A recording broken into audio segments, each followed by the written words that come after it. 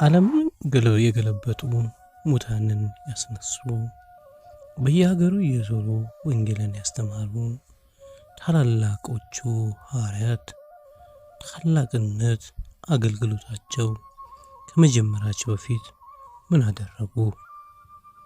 አልተከራከሩም፣ አልተጨነቁም፣ ነገር ግን ጾሙ።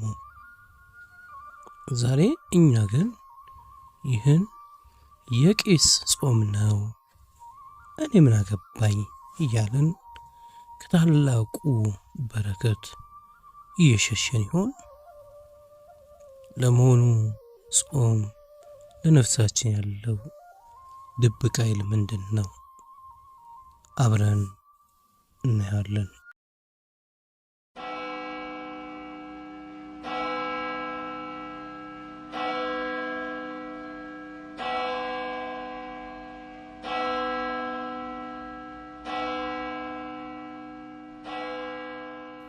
በዓመቱ የሰኔ ጾም ወይም የሐዋርያ ጾም ሲገባ በማህበረሰብ ውስጥ ትልቅ ክርክር ይነሳል። ብዙዎቹ እኔ ቄስ አይደለሁም ለምን እጾማለሁ ይላሉ። ሌሎቹ ደግሞ ይህ የሰኔ ጾም የገበሬ ስራ ስለሚበዛበት ካህናት ብቻ እንዲጾሙት የተደረገ ነው የሚሉ የራሳቸውን ትርጉም ይሰጣሉ። ዛሬ በዚህ ስፋት ጥልቅ ቪዲዮ እነዚህ የተሳሳቱትን አመለካከት ሰብረን በጥንታዊ ኢትዮጵያዊ ኦርቶዶክስ ተዋሕዶ ቤተክርስቲያን ስርዓት ውስጥ የተሸሸገውን ታላቅ የጾም ምስጢርና እውነታን ደረጃ በደረጃ እንፈታለን።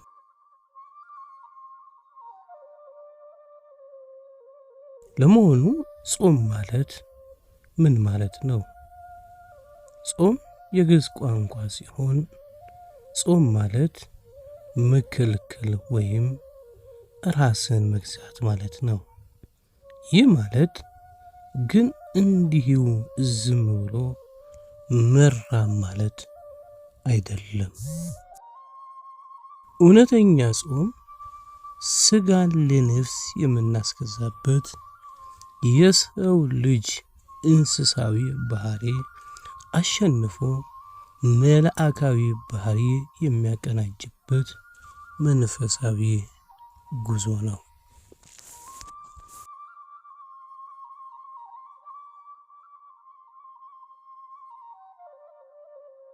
ጾም ታሪካዊ የተጀመረው ገነት ውስጥ ነው። እግዚአብሔር ለአዳምና ለሔዋን ከዚህ ዛፍ አትብሉ ሲላቸው የመጀመሪያው ጾም ወይም የመከልከል ስርዓት እየሰጣቸው ነበረ። አዳምም የጠፋው ይህንን የጾም ትእዛዝ በማፍረስ ነው። በመቀጠል በብሉይ ኪዳን የነቢዩ ሙሴ እግዚአብሔር ሕግን ለመቀበል በፊት 40 ቀን 40 ሌሊት ጾሟል። ነቢዩም ኤልሳም እንዲሁም ነቢዩ ኤልያስም እንዲሁም ሕዝበ ነነዌ ከጥፋት የዳነው በጾምና በንስሐ ነው።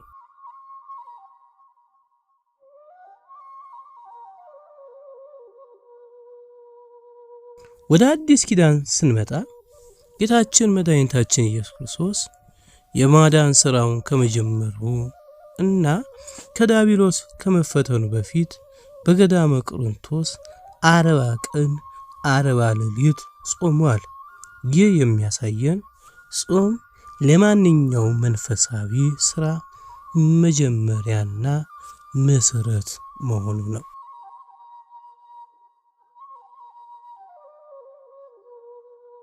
ጾም ለአንድ ክርስቲያን ዝም ብሎ የተጫነ ግዴታ ሳይሆን ሙሉ ማንነቱን የሚያስደስተው ታላቅ ስጦታ ነው። ጥቅሞቹን በ3 ከፍለን ማየት እንችላለን። አንደኛ መንፈሳዊ ጥቅሞች። ስጋ ሲጠግብ፣ ሰውነት ሲወፍር፣ ነፍስ ትደክማለች። ጾም ስጋን በማድከም ነፍስን ነፃ ያወጣል። ጌታችን ወንጌል ይህ እርኩስ መንፈስ የሚወጣው በጾምና በጸሎት በቀር አይወጣም እንዳለው ጾም የአጋንንት ኃይል የሚያስር መሳሪያ ነው። ጸሎታችን ወደ እግዚአብሔር ዙፋን በፍጥነት እንዲያርግ ክንፍ ይሆናል።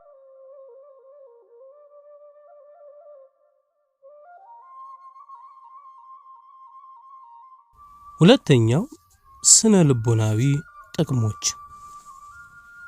ጾም ራስን መግዛት ትልቅ ማሰልጠን ነው። በቀን ለሚያምረን ምግብ ለስሜታችንና ለፍላጎታችን አይሆንም ማለት ስናስለምደው አእምሮአችን ጠንካራ ይሆናል። ይህ ጥንካሬ ደግሞ በሕይወታችን ውስጥ የሚያጋጥመን ፈተናዎች፣ ሱስና አላስፈላጊ ስሜቶች በቀላሉ እንድንቆጣጠር ያደርገናል።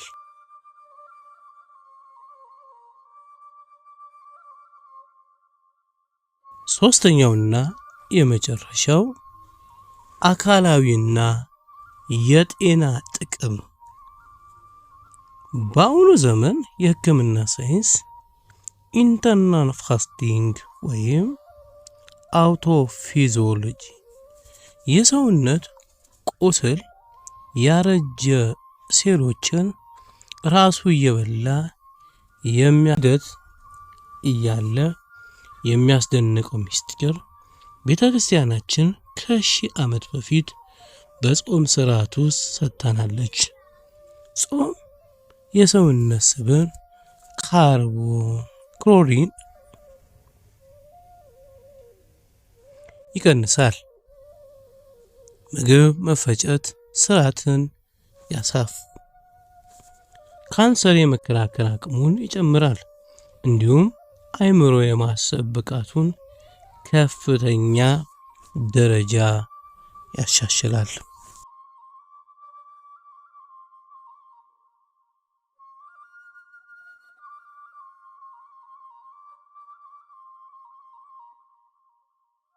ሌላ ምዕመናን በሰፊው የሚጠይቁ ጥያቄ አንድ ሰው ስንት ዓመት ነው መጾም ያለበት የሚሉት ነው። በቅድስት ቤተክርስቲያን ስርዓት መሰረት አንድ ሕፃን 7 ዓመት ሲሞላው ጥሩና መጥፎን ከባዱና ደጉን የመለየት ይጀምራል ተብሎ ይታመናል። ስለዚህም ከዚህ ዕድሜ ጀምሮ ሕፃኑ እንደ አብይ ጾም ያሉትን ታላላቅ አጽዋማት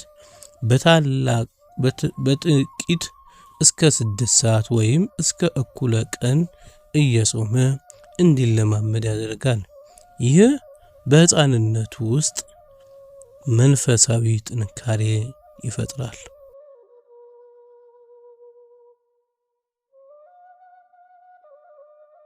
በኢትዮጵያ ኦርቶዶክስ ተዋሕዶ ቤተክርስቲያን ስርዓት ውስጥ ማንኛውም ክርስቲያን ሰው ሊሽረው የማይችለው 7ቱን የአዋጅ ጾም አሉት። የእነዚህ አጽዋማት በሰፊው እንመልከታቸው። አንደኛ ጾመ ነቢያት ወይም የገና ጾም። ነቢያት ክርስቶስ መምጣት በትንቢት እየተጠባበቁ የጾሙት ጾም ነው። እኛም ጌታችን ልደት የራሳችን የምንዘጋጅበት 40 ቀን ጾም ነው።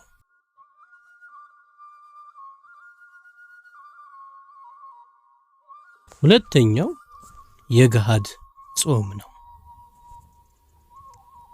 የገናና የጥምቀት በዓል ሮብና አርብ የሚውል ጊዜ ፍስክ ስለሚሆን ያንን ለመካስ በዋዜማው ማክሰኞ ወይም ሐሙስን የምንጾመው ልዩ የአንድ ቀን ጾም ነው።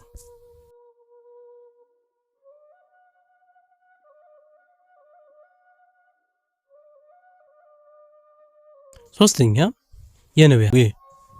የነነዌ ሰዎች በነቢዩ ዮናስ ስብከት ንስሐ የገቡት ታሪክ በማሰብ የምንጾመው 3 ቀን የንስሐ ጾም ነው። አራተኛ የአብይ ጾም ወይም የሆዳዴ ጾም ጌታችን ኢየሱስ ክርስቶስ ጾሙን በመሰረት በማድረግ የምንጾመው 55 ቀን ታላቅ ጾም ነው። አምስተኛ የሐዋርያት ጾም ወይም ሰኔ ጾም ዛሬ በሰፊው የምንነግራችሁ የሐዋርያት ወንጌልን ከመስበካቸው በፊት የጾሙ ጾም ነው።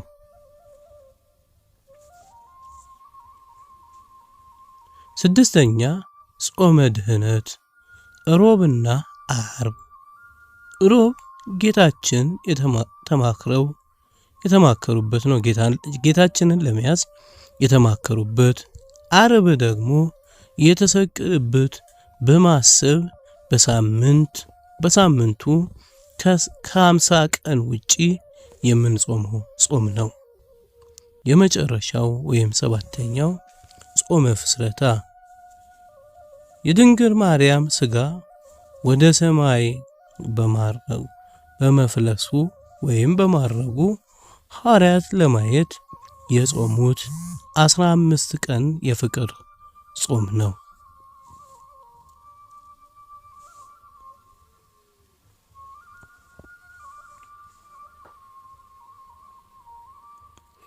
አሁን ወደ ትንታኔው ትልቅ ርዕስ እንመለስ። የሐዋርያ ጾም ታሪክ አመጣጥ ምንድን ነው? ለምን የቄስ ጾም ተባለ? የሚለውን እናነሳለን። የሐዋርያት በዓለ ሐምሳን አክብረው መንፈስ ቅዱስ በነደድ እሳት አምሳል ከወረደባቸው በኋላ በታላቁ ወንጌል ተልኮ ለመጀመር ተነሳሱ። ነገር ግን ከመነሳሳቸው በፊት እግዚአብሔር መንፈስ ተመርተው ዓለምን ለመለወጥ መጀመሪያ የራሳቸውን ጾም መጾም፣ መጸለይ፣ መቀደስ አለብን አሉ። ስለዚህ ነው ጾሙን ጾሙ።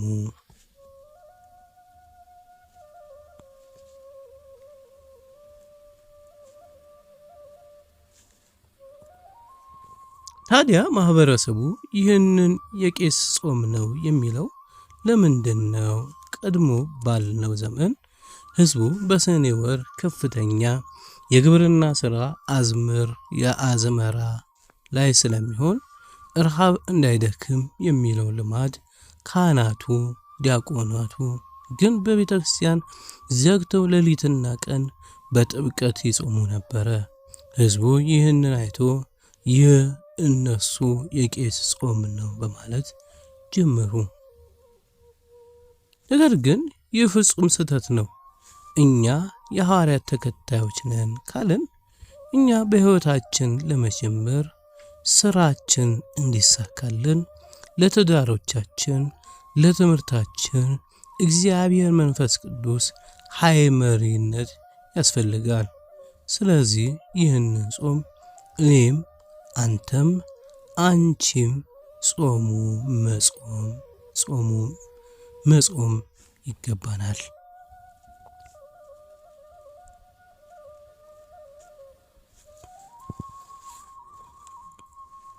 ወዳጆቻችን በአሁኑ ዘመን በ2018 ዓመት በቴክኖሎጂ በተጠቀለለው ዓለም ውስጥ የምንኖር ታዲያ በዚህ ዘመን ጾሙ ዝም ብለን የሆድ ራብ እንዳይሆን እንዴት እንጾም? አንደኛው ዲጂታል ጾም። ከምግብ እየጾምን ቀኑን ሙሉ በቲክቶክ እና በፌስቡክ በዩቱብ በፖለቲካ ሐሜት ቪዲዮዎቻችን የምናይ ከሆነ ጾማችን ፍሬ የለውም። በዚህ ወቅት ከሶሻል ሚዲያ እንጠንቀቅ፣ አጥብቀን እንጾም።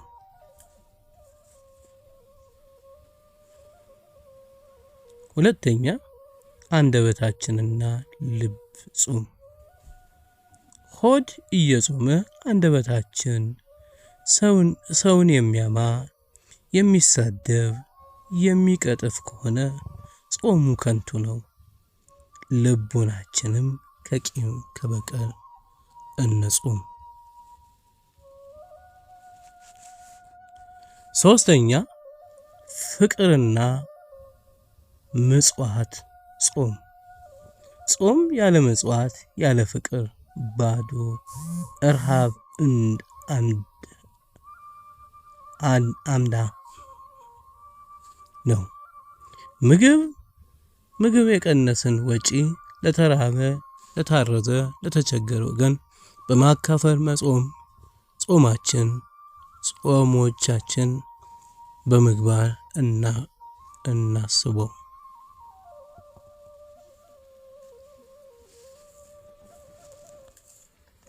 ስለዚህ ጾም የቄስ ብቻ ሳይሆን የሁላችን የነፍስ መድኃኒት ነው። በዚህም የሐዋርያት ጾም ሁላችን ጠንካራ ተካፋይ ሆነን ሐዋርያት ረድኤት በረከት ለመቀበል እንትጋ። ይህ ረጅም ቪዲዮ መንፈሳዊ ዕውቀት ከሰጣችሁ እና ሕይወታችሁን የሚቀይር ከሆነ ላይክ ማድረግ አትርሱ። ለሌሎች ወንድሞች እህቶች ይደርስ ዘንድ ደግሞ ይህንን ሊንክ ሼር እናድርግ።